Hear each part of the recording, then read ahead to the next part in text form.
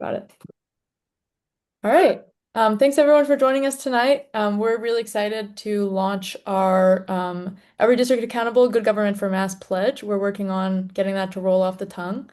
Um, we have been lucky to develop this pledge in coalition with some of the organizations you see here on the slide in order to hold our legislators accountable um, in our state, which has very uncompetitive elections.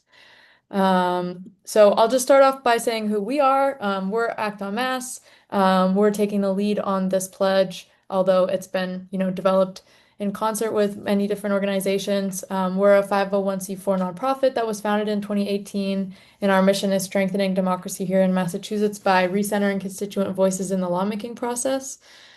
We fight through this mission through a variety of ways, including advocating for good governance policies, monitoring the State House, tracking progressive legislation, acting as a watchdog, strengthening grassroots advocacy through workshops and forums, and endorsing movement candidates. So I'll start off, this is just a little bit of an agenda. We'll go through the background on the pledge. We have some details on the 5 asks. We will go get some testimony from some of our allies that are here tonight, and then we'll get the opportunity to take action. So actually contacting our reps to get them to hopefully fill out the pledge. So a little bit of background on the history of pledges in Massachusetts. We Act on Mass previously was active on the Voters Deserve to Know pledge. This was a tactic that Act on Mass has used since 2018. We had 3 commitments in that pledge to make committee votes public, make their own public, and also to stand for roll calls when members ask. And this year, we were part of a coalition of progressive orgs that were seeking a new strategy for holding legislators accountable amidst a lot of frustration at some inaction that was happening in the legislature. And we decided to return to a historic strategy that Act on Mass had used before and other groups had used before, which was the pledge.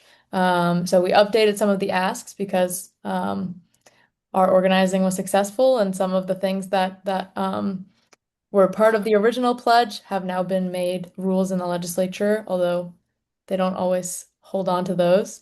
So we came up with, we did a lot of thinking, a lot of meetings, and came up with 5 new commitments to ask of representatives for this election cycle.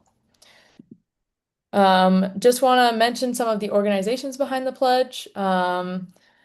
These are some of the folks that have co-sponsored that worked on us with us to develop the pledge. Thank you to our allies who are supporting the pledge. You're going to hear from some of these folks tonight. And one of the things that you can do to support the pledge is if you're part of an organization that could sign on to the pledge but hasn't yet, we recommend filling out our form to co-sponsor. And all that we ask of folks that are co-sponsoring is just to share it with your membership to get their representatives and candidates to sign on. Next, I'm going to pass it to Dan Zakin. I'm so sorry, I always mess it up. To talk about why this pledge and transparency in general is important for the members of 350 Mass. Thank you so much, Scotia, and thank you so much to Act on Mass for leading the charge on this crucial fight.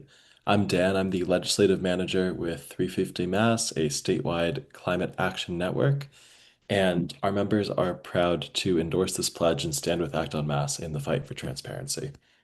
If you look outside right now, you'll see yellow skies and maybe a red sun.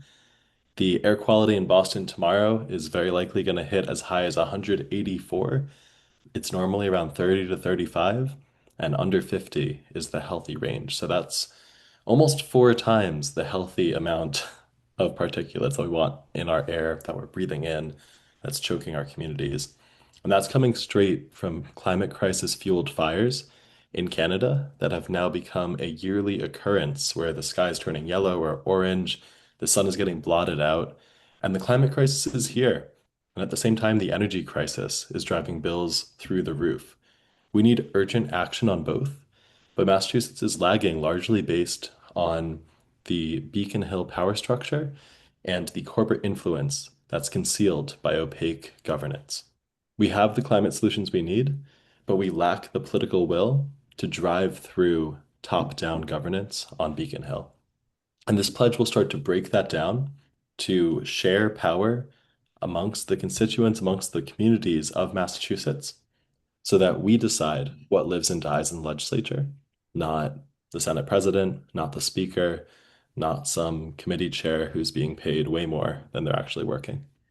And we saw with some of our priorities that the things that we're trying to do with this pledge would directly help their ability to pass.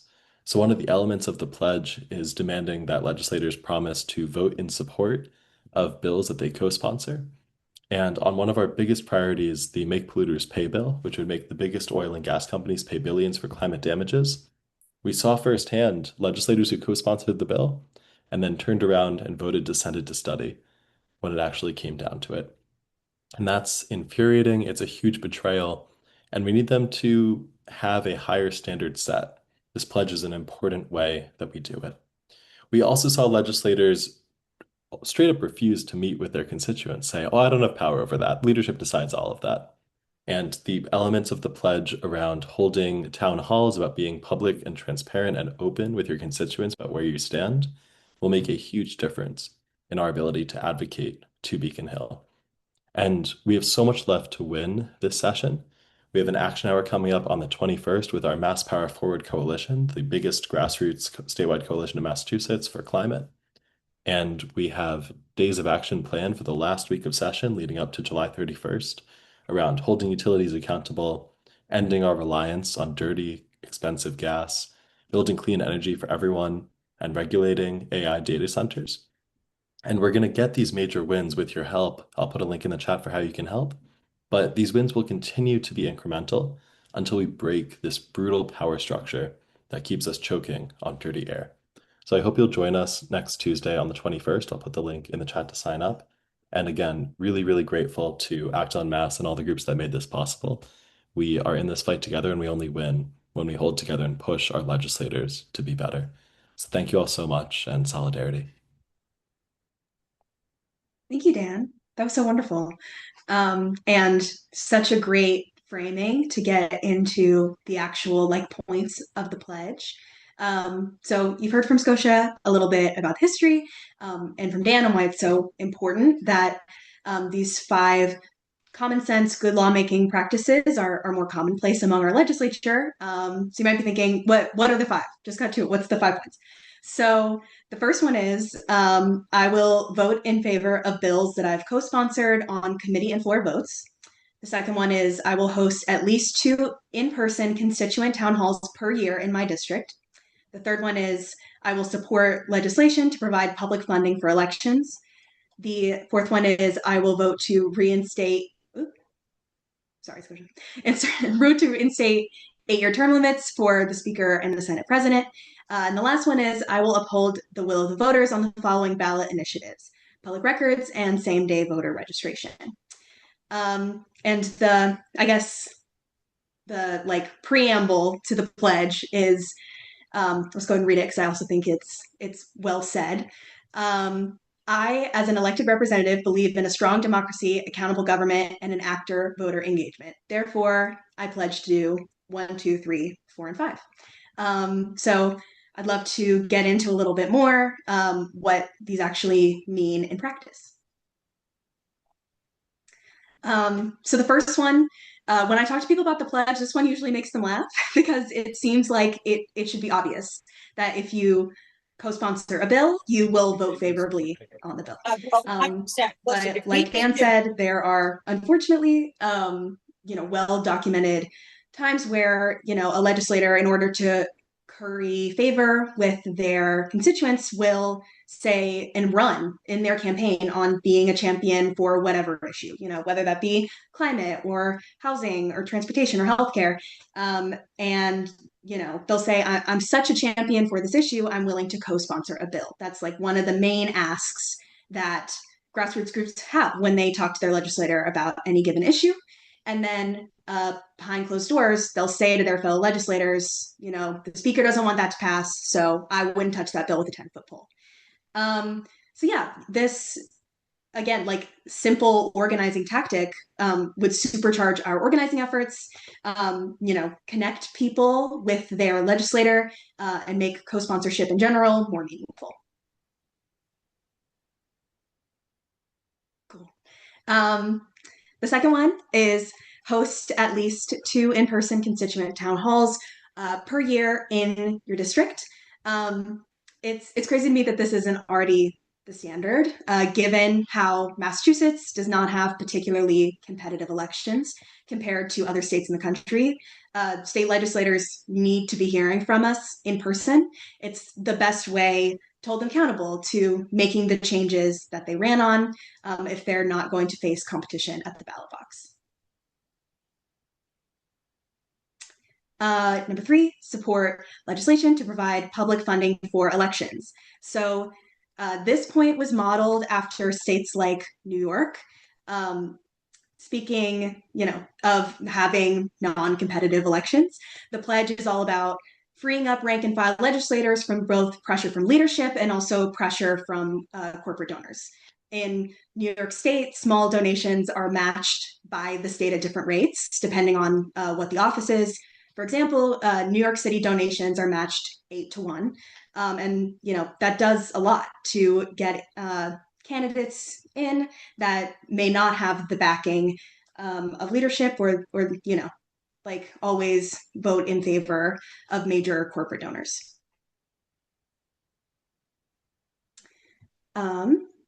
Yes, so as is evident by the conversation that we're having tonight, there is much more of a structural incentive for representatives to be beholden to their leadership more than they're beholden to their constituents. And this is especially true when the same people hold leadership positions in perpetuity. The House removed speaker term limits in 2001, reinstated them in 2009, and then removed them again in 2015. Then Speaker Robert DeLeo was a strong proponent of term limits, and then he changed his course when his 8 years approached.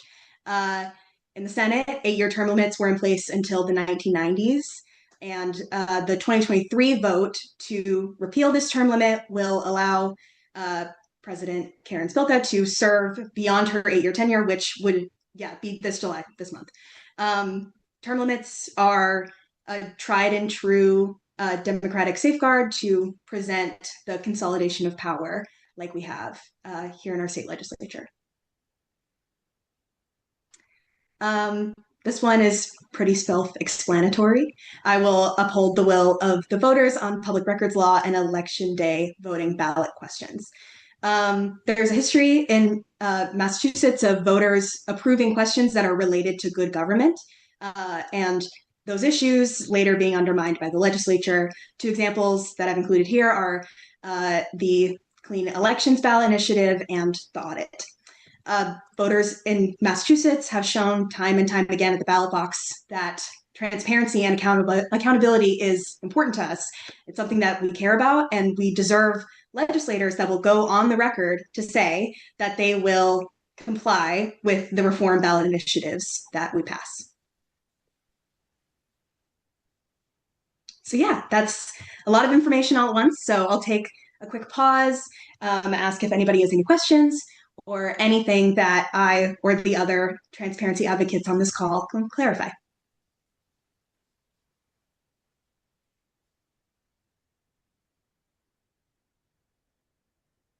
All right, cool. Oh, Stella. Please tell me when the Speaker of the House and the Senate President sign. You got it.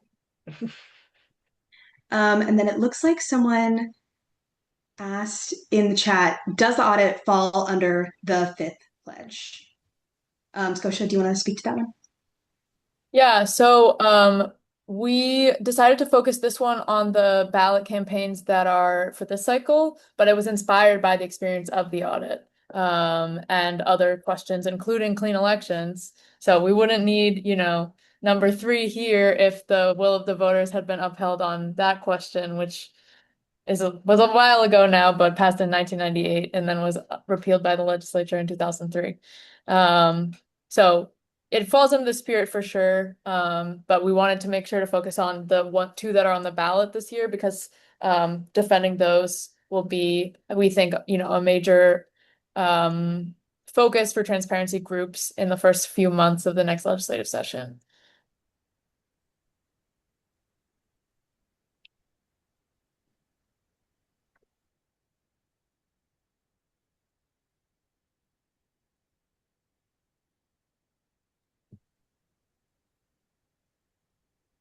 If everybody's doing good, then I will pass the mic over to Stella Coe. Hi. Well, I am awful at public speaking, but I'm going to give it a shot because when Scotia and Isabel asked me to speak to explain why my organization, I'm part of Indivisible Acton Area, we're a chapter of Progressive Mass, why we stand so firmly behind this new program and behind Act on Mass. I had to say yes because this work I think is really important to all of us, but mostly it's because state houses matter. Too often, especially now, we're focused on the federal level because of what's going on, that the horror of the policies coming out of the White House, this Congress, the Roberts and Supreme Court. But the state house really controls nearly every single issue that touches our lives.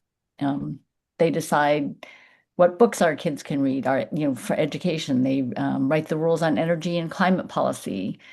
They determine access to abortion, laws on guns, availability of housing, and standards for healthcare. They manage our criminal justice and labor rights and immigration enforcement within our borders. So now with all the federal threats to all of this mounting, the state has to step up, and we need to really be able to talk effectively with our legislators and ask them to do all the work that we need them to do to fight what's going on and to keep us to make all of our lives better. What else? Anyways, so that's part of the reason why we partnered with Act on Mass is because we know that they're also committed to that. And we've been with them from the beginning because, transparency is so important. Now we finally have access to committee votes, maybe not all of them, but more of them, right? And that's due to the work that Act on Mass and other programs that they had before this one helped bring that to happen. So, but that's really not enough. And if we want to change things, we have to fix the power structure. So the pledge items, I think, really help us do that. The Senate president and the Speaker of the House control too much.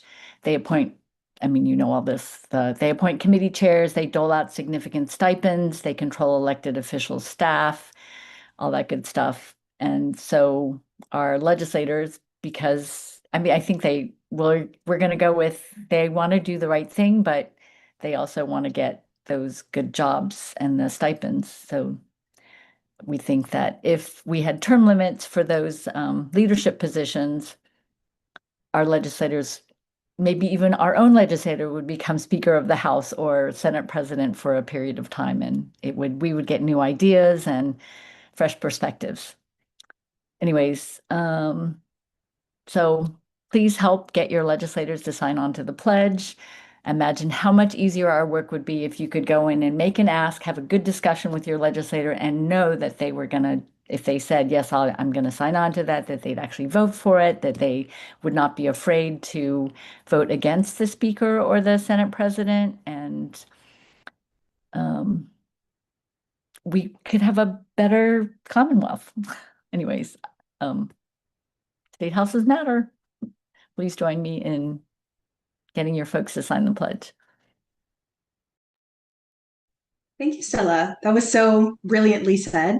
And yeah, just if we're talking about public speaking, I realized I forgot to introduce myself. My name's Isabel Harper, and I'm the organizing director at Act on Mass. Cool.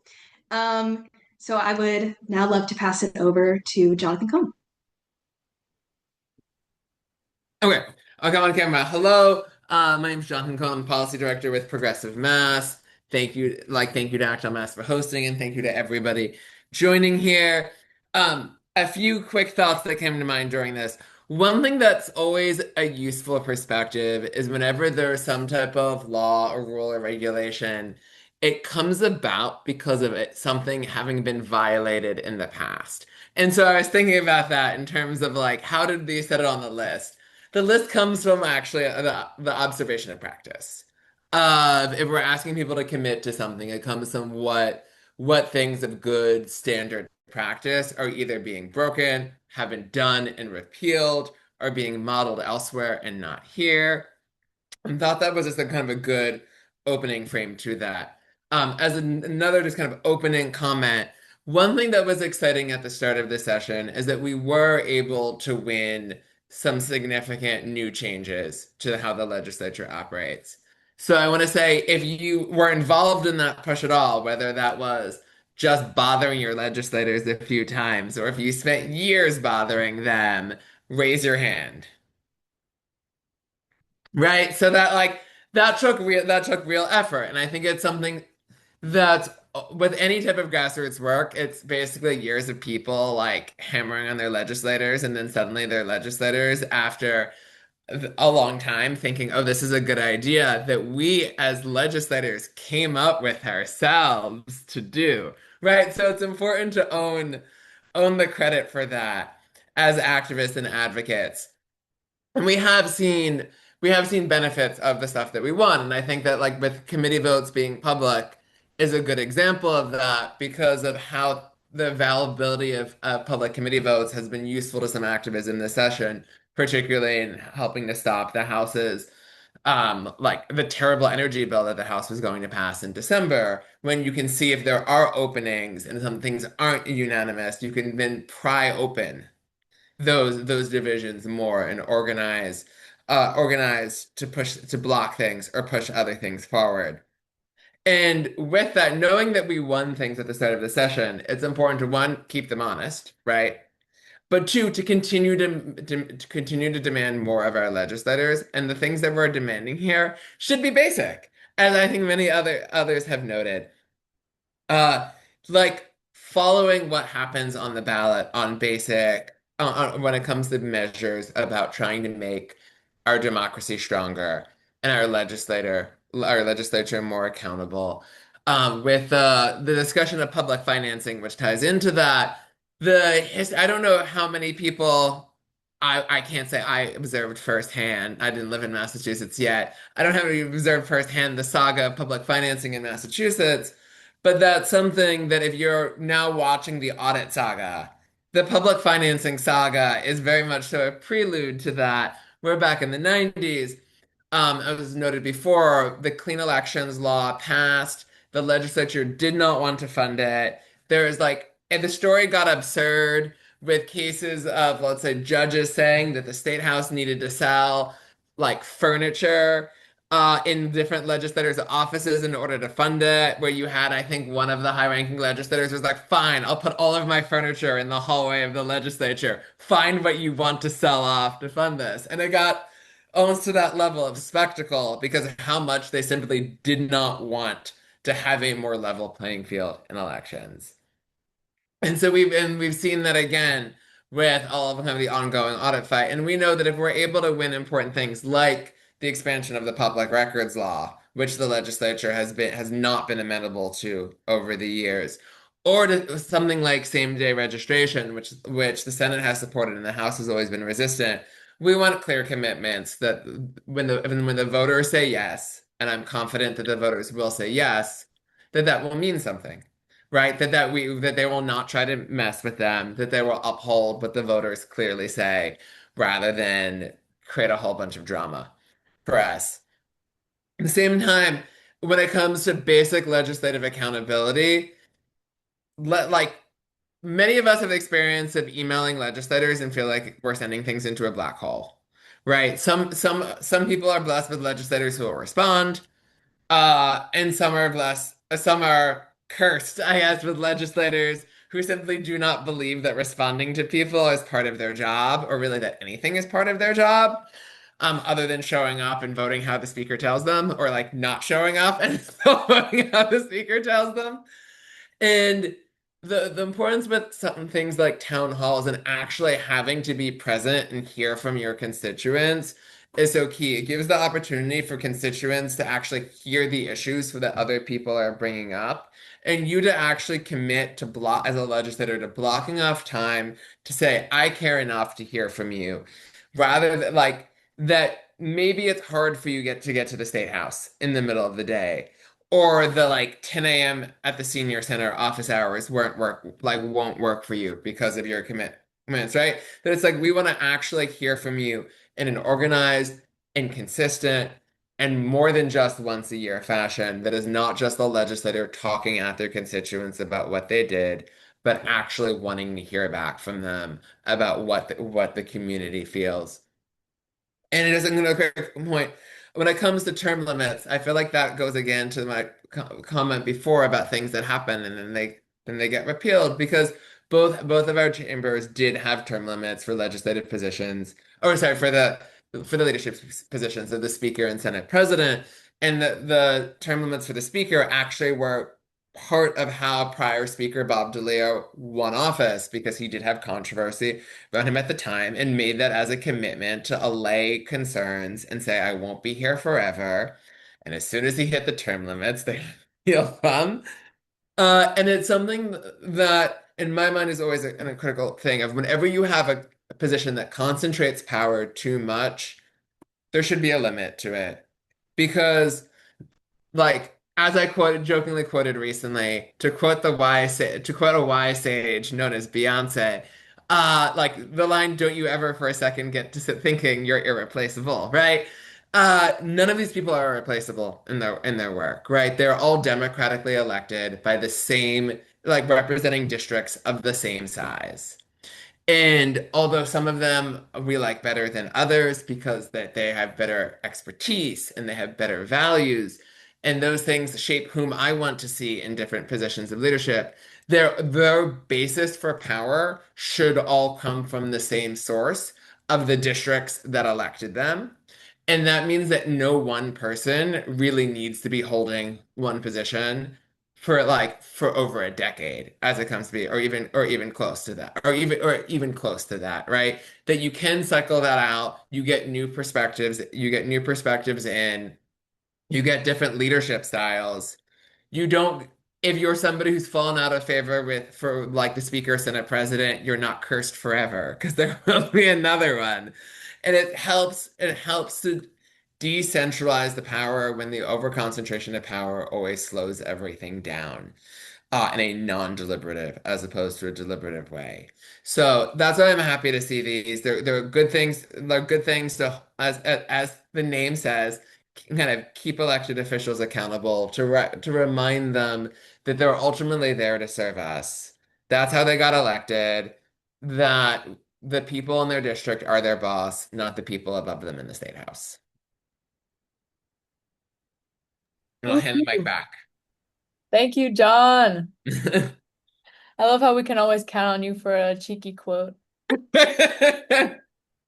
All right, so we're gonna talk in a second about all the folks who have signed our pledge so far. But I want to give the floor to one of them right now. We're joined by Representative Mike Connolly, who is one of our allies in the State House, who has signed the pledge a couple of weeks ago. And I have, yep. Mike, if you're here, feel free to come off mute. Oh yeah. Hey, how folks, how's it going? Can you all hear me? I assume you can hear me. Great. Yeah, well, sorry, I was in another meeting and then I have a meeting to get to after this, but thank you, Scotia, for making some time and welcoming me here. And I heard some of what John had to say, so I happen to be one of those reps who thinks it is important to get back to constituents, and Scotia is one of my constituents, as are several Act on Mass members. And I'm proud to support the pledge.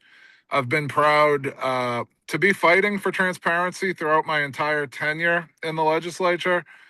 We had a forum last week, and I talked about my very first vote in the House was to not go along with a plan that concentrated power in House leadership. I was there when Act on Mass started, and I think making committee votes public was such a goal of ours that collectively we accomplished this term. We've seen some of the impact that that's had already. When that energy bill came out in the fall, um, it was those committee votes being public that really immediately created the kind of backlash that ultimately made the bill somewhat better when it came to the House. And then it got even better when it went to the Senate. And so I think that is how you work the process. More recently, I was one of 3 Democrats to defend the will of the voters on the audit. And, the audit is something where all along, I've acknowledged there are some nuances about it, but there also has to be um, recognizing the will of the people. And I told House leaders it was indefensible to redraft the voter approved audit law on 24 hours notice and move it forward without a committee hearing after spending 18 months saying, no, it's a separation of powers issue. And for 18 months, the auditor tried to get to court, but the AG wouldn't make a decision. And the minute the auditor finally won her day in court, the House moved to rewrite the law and to strip her ability to go to court. And so I'm proud to have been just one of a small handful of Democrats to really stand up for the voters and say, this isn't defensible. And I'm hopeful that the Senate won't go along with that recent vote and that we will finally get a true resolution that will honor the will of the voters and honor the Constitution and help us move forward. I also, support the public records law and found it troubling that we were presented with a public records rewrite again on virtually 24 hours notice. I think it would be good for the legislature to proactively address ballot questions, but I think there has to also be a fair process. So I've stood for things like term limits. I've stood for things like stipend reform, and I continue to do so. And one thing I will say is I think many of my Democratic colleagues have reached the conclusion that it makes sense to just go along to get along. And so certainly I am looking to you, my allies, for your support so that we can send a message that when you stand up for transparency, when you stand up for the public interest, that our movement has your back. So hoping and inviting you all to support me in my reelection, because again, I think when you take these kinds of stands, we have to send a signal to Beacon Hill that those kinds of stands have popular support. And I think that's something that's at stake as I seek my own reelection, which is the reason why I got here late and have to leave, because I'm trying to cram everything in. I think we have like 48 days to go until election day. But yeah, proud to support the pledge, proud to stand with you. I think we should all be proud that we've made some real progress. But I think just what happened in the last few weeks shows us that we absolutely have a lot more work to do. And it breaks my heart. And I said this, in the press. It broke my heart to see the way this audit thing was handled, because I think we have to have a government that people feel, confidence in, and I want people to feel confident in our government. But again, my bottom line is the bottom line of my district and my voters. And, too often we're seeing things that don't meet that bottom line. So anyways, I guess I'll leave it there. I could talk all night. Thank you, Mike. We Thank you, appreciate it. Scotia. Thank Thanks you all for being signing. here. You got it. Take care. We'll see you. Thanks. I'm gonna pass it back to Isabel now. Awesome. yeah, before you head off, thank you for your time, Mike. Really appreciate it and very well said. Thanks. Awesome. So yeah, I'd love to shout out the like current and prospective state legislators that have signed the pledge so far. We have a beautiful picture of Mike, as well as, yeah, if you see your rep on this list or a candidate in your district on this list, I'd love to encourage you to reach out to them and thank them for signing. Talk about how important you think the pledge is for, making their time in the state house everything that it can be. And if you don't see it, we have a slide with a QR code a little later on that has an outreach guide, but I'd love to encourage you to ask either incumbents that are up for re-election or challengers to sign the pledge. So this is the 7 candidates that have signed for the House. I also want to shout out, I saw Zoja Van Meters here tonight, who's our first one on the list here. Thank you for signing, Zoja. Thank you. Woo. And yeah, this is our 6 sign-ons for people running for a Senate seat. Cool. So this is the aforementioned QR code.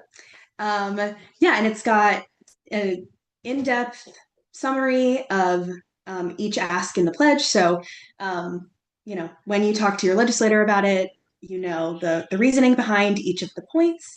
And I will also drop in the chat ballot. I never know how to say it. Ballotopedia has a good list of people that are running, and we also have our own spreadsheet that our wonderful intern Alina Mulhern made that has a little bit more information about each of the candidates and how you can get in contact with them. So yeah, it's got a general outreach guide. And I'd also love to encourage all of you, if your representative or candidate in your district has not signed the pledge, to see if you can get a meeting with them, either in person or a phone call, because that's another, like I said, really great accountability tool, getting face to face with them, and trying to get them on the record if they are willing to commit to any number of these points. So I think it'd be fun if we just took a quick second and either did it quickly right now or make a note to reach out to your representative.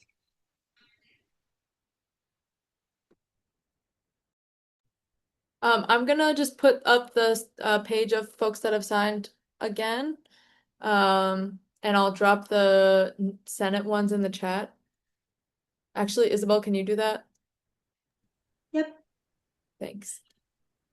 So if your legislator and your senator are not on this list, this means that they haven't signed yet. So we would love it if you can send them an email using our activist toolkit to encourage them to sign.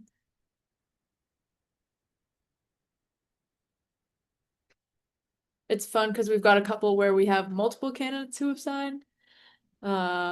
So this can be a good way that folks can distinguish themselves from the people that they're running against as well.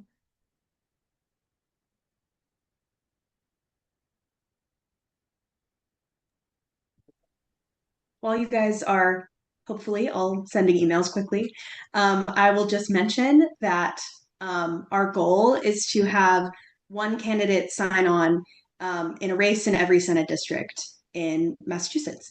So that's 40 total.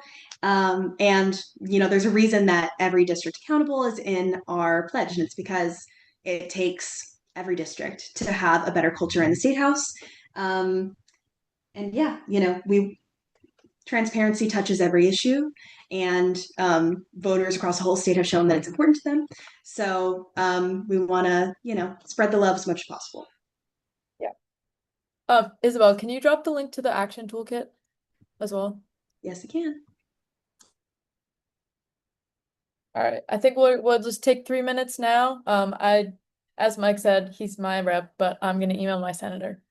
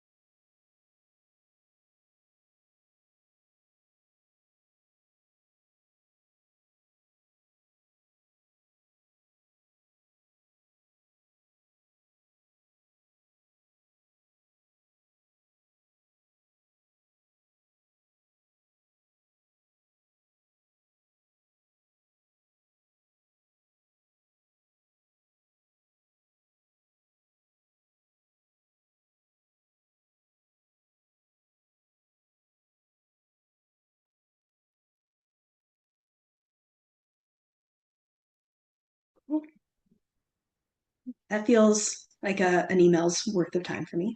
So yeah, I also just want to mention that if you're looking for more ways to help push out the pledge, we are currently looking for organizations to co-sponsor, like Scotia mentioned at the beginning of this call. So, whether you're like a member of a statewide or, well, I guess like a large national advocacy group or even like a neighborhood action team, we are, looking for more logos to put to say that, we're in coalition with each other and it's in all of our best interests to have these practices be more widely adopted in the State House. So yeah, at the end of our presentation, we'll have another QR code and I'll drop a link in the chat for the Google form to sign on as a co-sponsor. And then I would love to talk a little bit more about what Act on Mass is up to and the other types of initiatives we're taking on this summer that are also working towards trying to make the state legislature more transparent and effective. So we're continuing with our Transparency on Tour initiative from last year, where we travel around to all kinds of different events like farmers markets. I was at Pfeiffer's Day in Boxborough. That was super fun. As well as, we've been to Indivisible meetings or Democratic Town Committee meetings just to talk about our work, talk about how we can support each other, and just sharing information and resources, just so everybody is aware of what's going on in the State House. And, just because we're the third largest Democratic supermajority in the country doesn't mean that we pass the most good legislation. So that's a really fun initiative that we're doing, and we're always looking for people to come and table with us and talk to their neighbors about transparency. We are also knocking on doors and supporting our endorsed candidates. This year, we had a really exciting process. We had a volunteer endorsement committee that selected candidates. We have 8 endorsed candidates so far that, have made transparency main issue in their campaign, really brought it to the forefront. And we're just really excited to see not only competitive elections, but also candidates that are really excited about making the most of their time and changing the culture at the State House. So we're supporting our endorsed candidates. We're supporting the Public Records Law ballot initiative, as we've mentioned, as part of the 5th point on the pledge. And we are continuing the movement for stipend reform. I would say that the stipend system is one of the main ways that the leadership or members of leadership in the House and Senate keep rank and file legislators under their control. They don't have complete and total freedom. There was going to be a question on the statewide ballot that through like a backdoor legal maneuver that's only available to the state legislature, they got off the statewide ballot. So we're hoping to have it on some local ballots this fall. There's a really, really cute picture of Scotia, one of our interns, Oscar, and one of our volunteers, Tobias, who I believe is on this call, out collecting signatures to get the question on the ballot in 25th Middlesex in Cambridge. But these are our endorsed candidates. We're super excited about them, and hope to get a strong group in the State House that can support each other in going against the grain a little bit. But so if any of these are in your district or nearby, you'd like to support them, just reach out and let us know.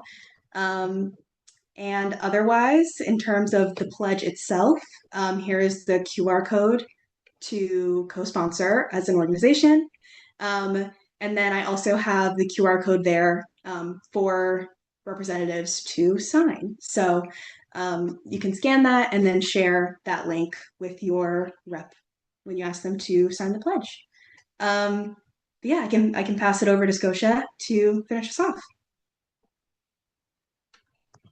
Thank you guys. Thank you. We're really, really excited about this initiative. Excited that we've already had so many folks sign, and hopefully we'll get even more around the state as this builds. I'd also love to see some more sitting incumbents signing on. We've had just a couple, and some who haven't committed to all of them, all of the commitments. I think that's going to be another piece that's really interesting is which commitments will your representative make and what does that tell us about? As Isabel mentioned, we would love to get more organizations co-sponsoring this and sharing it with their members. This, I don't know if we said this at the beginning of the call, but 60% of state house races this year are just going to have one candidate.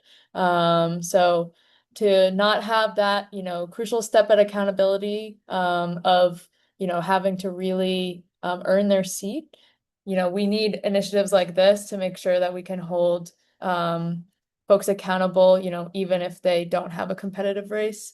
So I hope that if that's the case for you, which it might be, that this pledge can be useful to you. And if you're a candidate who's taking on an incumbent, I also hope this can be useful to you. We'll open up for any more questions, but just want to say thanks everyone for being here. Thank you to our marvelous speakers. You guys, yeah, it's just so wonderful to be in such a great coalition and have such great allies. So thanks everyone, and feel free to stick around if you have any questions. And look at that, we're ending early.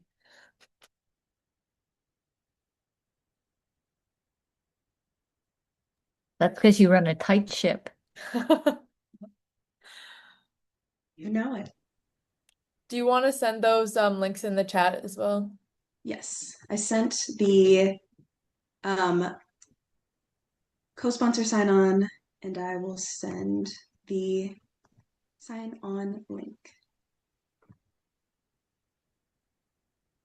Awesome.